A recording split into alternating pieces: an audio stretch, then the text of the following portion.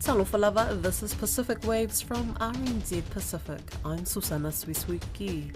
Coming up, a deadly clash leads to traffic disruptions near Porgera mine in PNG. Also, we believe that the country should be declared a Christian country. Religious debate in the Cook Highlands heats up, and these nuclear tests stripped away a lot of that from them. People couldn't grow their own food. The Rainbow Warrior revisits the Marshall Islands. People living by Porgera mine are disrupting traffic after 2 illegal miners were killed following a clash with security forces. In a statement, Police Commissioner David Manning says a group of illegal miners attempted to breach the restricted areas of the mine. Our PNG correspondent Scott Whitey told Caleb Fotheringham there's been a history of violence since it opened about 20 years ago. Illegal mining within the Porgera mine site has been a problem for many, many years, and since the takeover by the government, owning a larger stake, they've issued warnings again and again to illegal miners not to enter the mine site.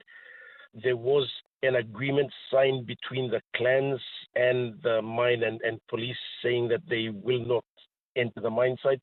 One of the clans breached that agreement and entered the mine with several other people.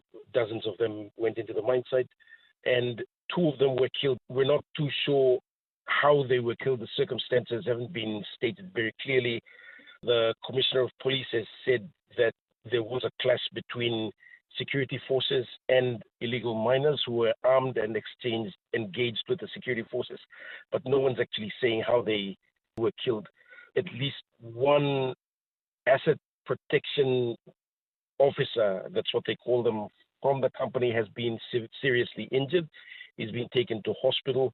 The controller of the state of emergency at Porgera, Joseph Tondop, has issued orders for the deaths of the illegal miners to be investigated, and he's also issued orders for illegal miners not to enter the mine site. So that cycle's continuing. What's been the reaction from the community in Porgera? One of the clans where the illegal miners come from have disrupted traffic along the highways. They've dug up the road. They've also been issued orders to fix the road and allow traffic to pass through by Mr. Tondop himself. So a set of orders have gone out in the last 2 days.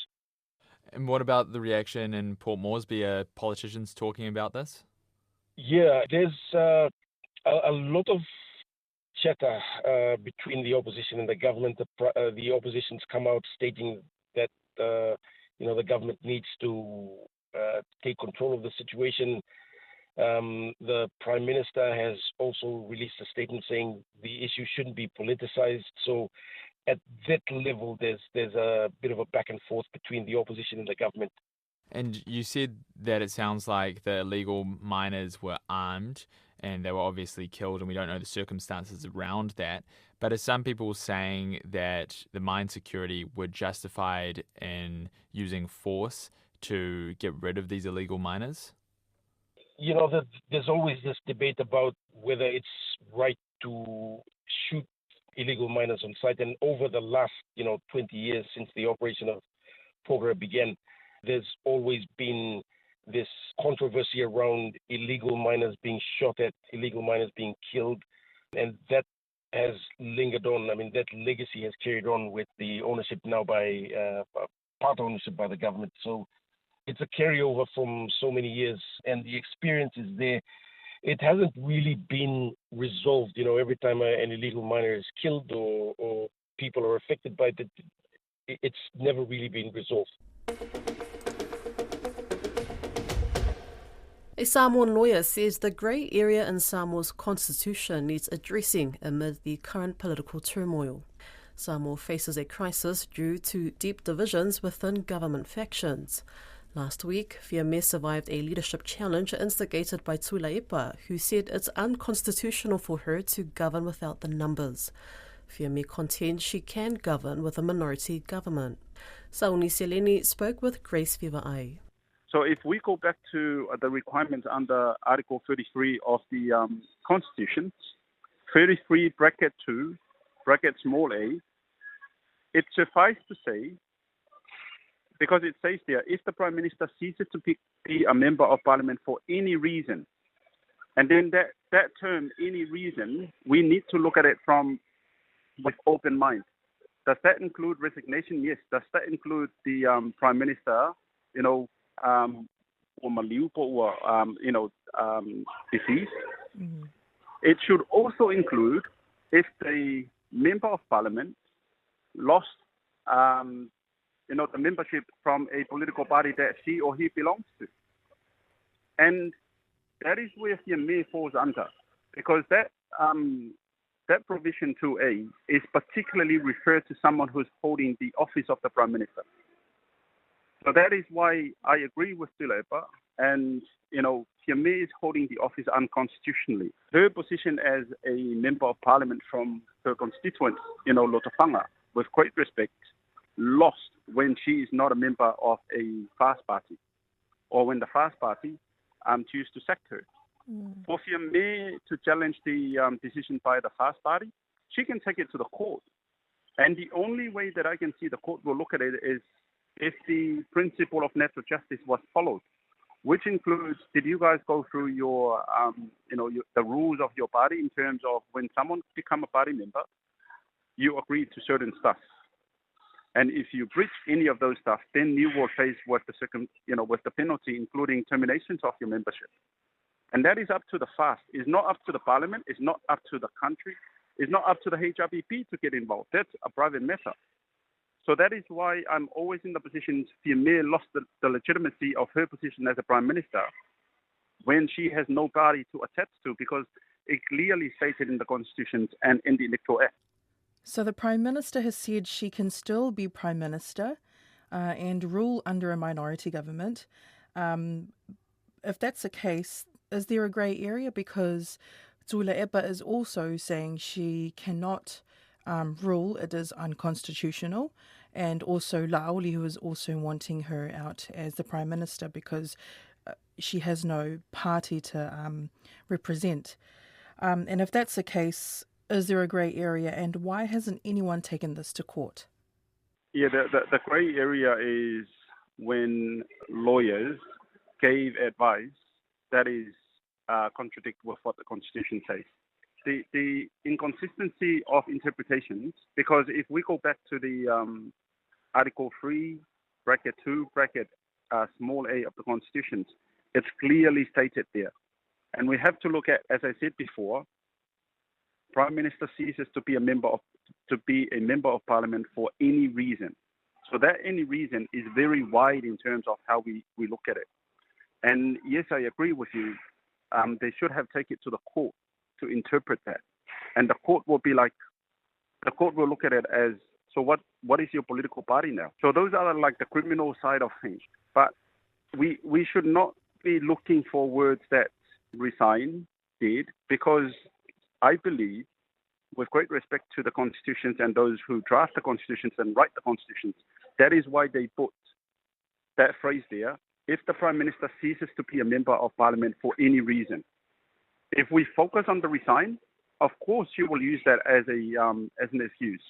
But how are we going to interpret the any reason that's stated in the particular article that I mentioned? We have to look with open mind. I respect the view other people have, but is that how we're gonna do this?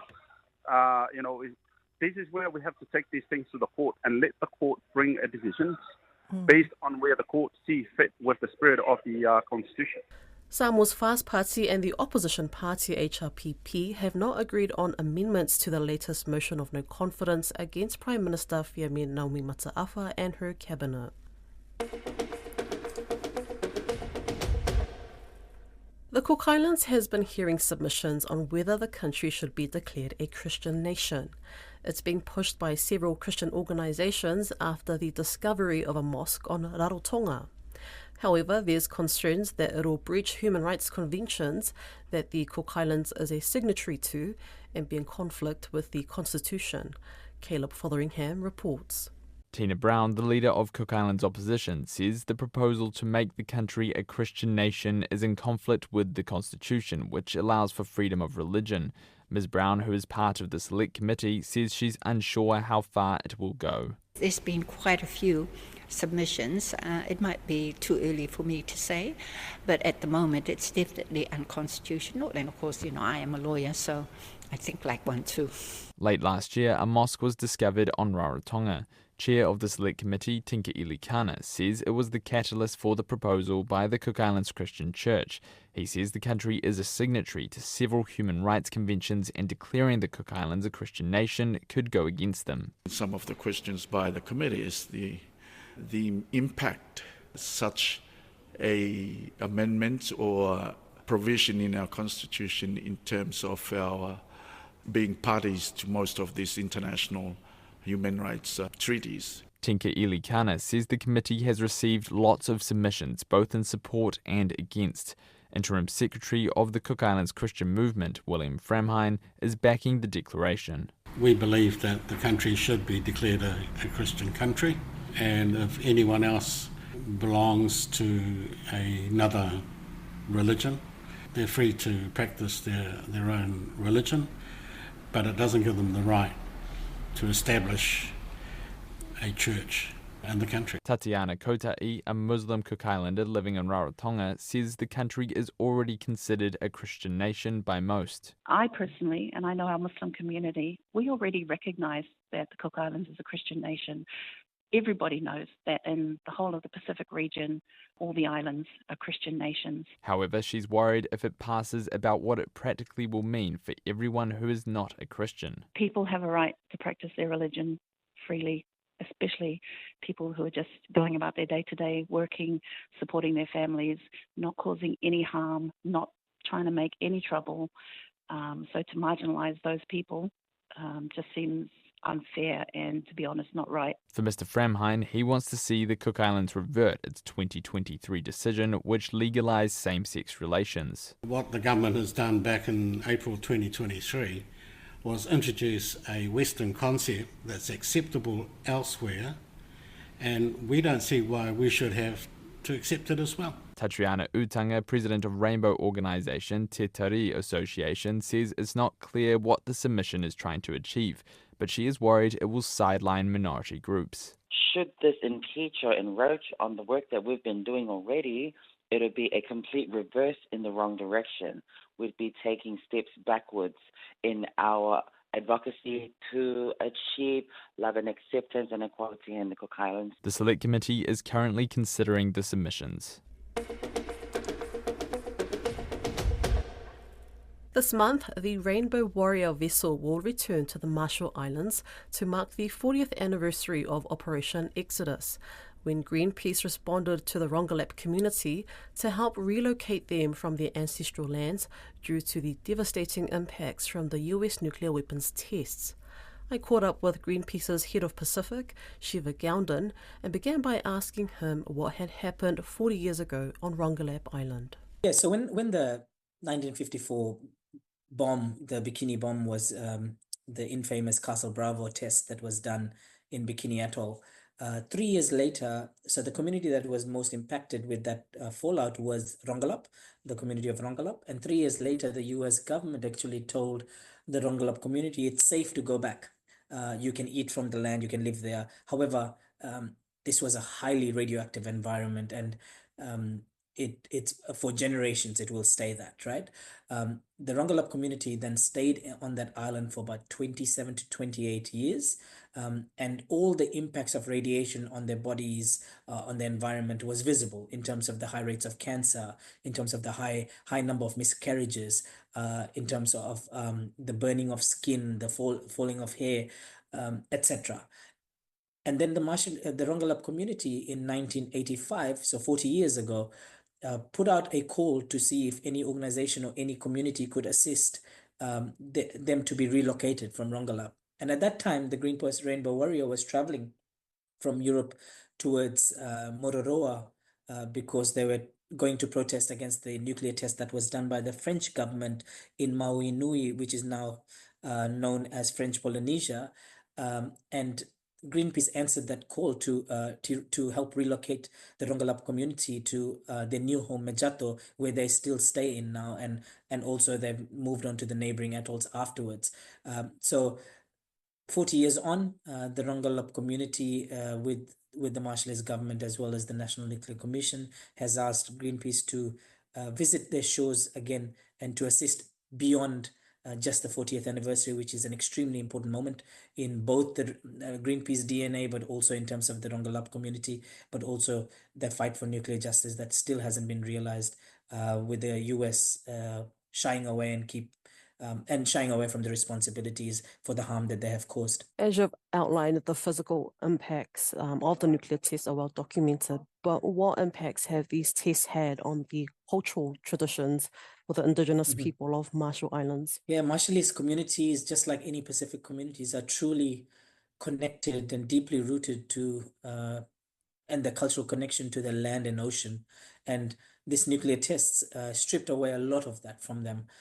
People couldn't grow their own food, the food that they would usually eat on islands. Instead, they have to depend on preserved or goods that are coming from or that are imported, which is completely away from the dietary patterns that Marshallese people were used to. That has led to a lot of non-communicable diseases like diabetes, etc. People had to move from the land, either internally displaced from one atoll to the other.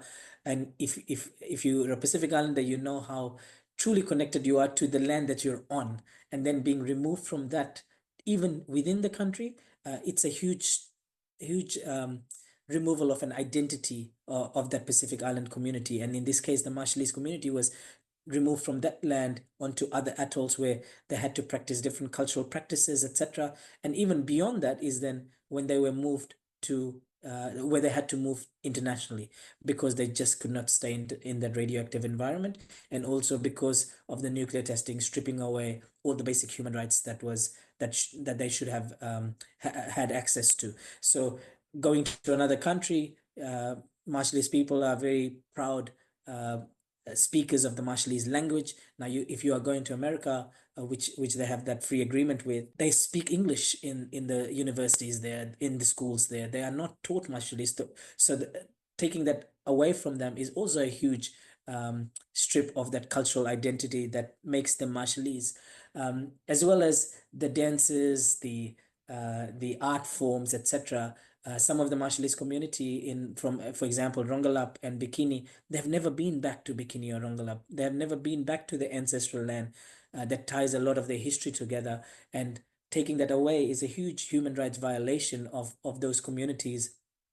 So beyond just the physical elements of what nuclear injustice has done to the Marshallese community in terms of the miscarriages, the radiation level causing cancer, is the intergenerational impact that it has on the communities of stripping away the languages, stripping them away from the land, but also not giving that opportunity for them to grow and learn from the elders who passed away earlier because of the cancers that they got from the nuclear testing. Just coming back to this idea of legacy and justice, how will Greenpeace boost the Marshall Islands' call for more compensation from the US?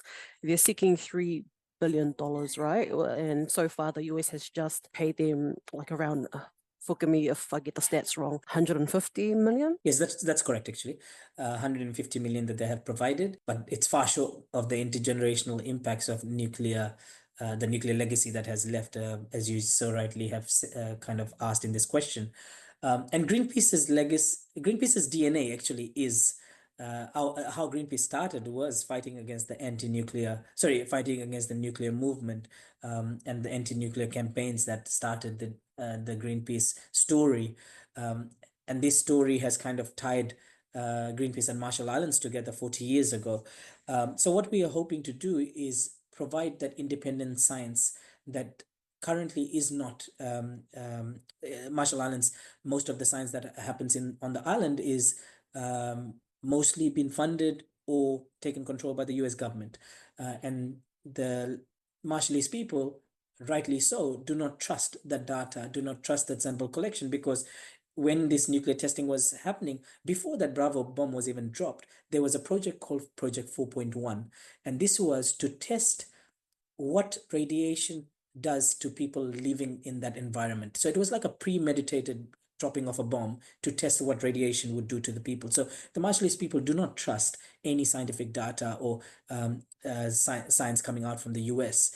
So they have kind of asked us to see if we can assist in gathering samples and collecting data that is independent from the US that could assist in at least giving them a clear picture of what's happening right now in those atolls. And then there's beyond the science is the human stories.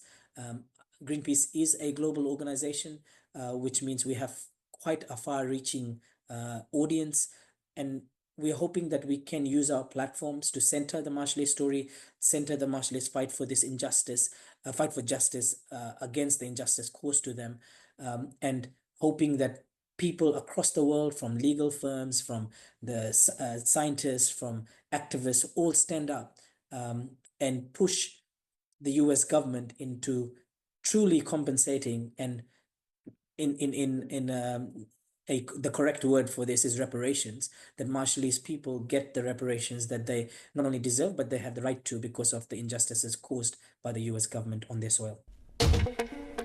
That's Pacific Waves for today. For all episodes, head over to rnz.co.nz/Pacific. We're also on Spotify, Apple and iHeartRadio. From myself and the RNZ Pacific team, tō whā sui fua.